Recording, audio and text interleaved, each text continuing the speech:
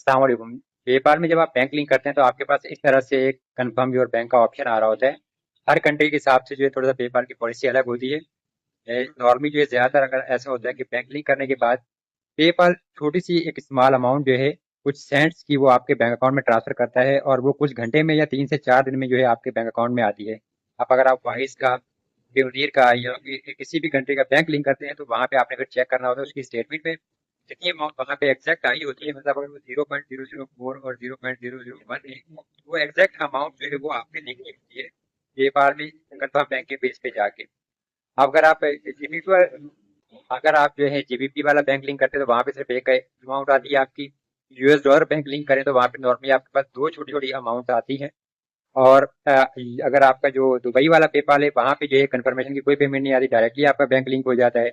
तो इसी तरीके से जो है हर कंट्री के हिसाब से अलग अलग रूल्स होते हैं आपके, तो आपने उनको फॉलो करना होता है और बैंक को कंफर्म होता है। जब बैंक कंफर्म हो जाता है तो उसके बाद फिर आपने अपनी पेमेंट जो है वो बैंक में ट्रांसफर करनी होती है। उससे पहले अगर करेंगे तो पेमेंट आपकी फेल हो जाएगी और आपका बैंक भी रिमूव हो जाएगा और बाद में फिर बैंक लिंक होने में भी बड़ा मसला आता है। तो ये चीज़ ध्यान में रखिएगा। शुक्रिया।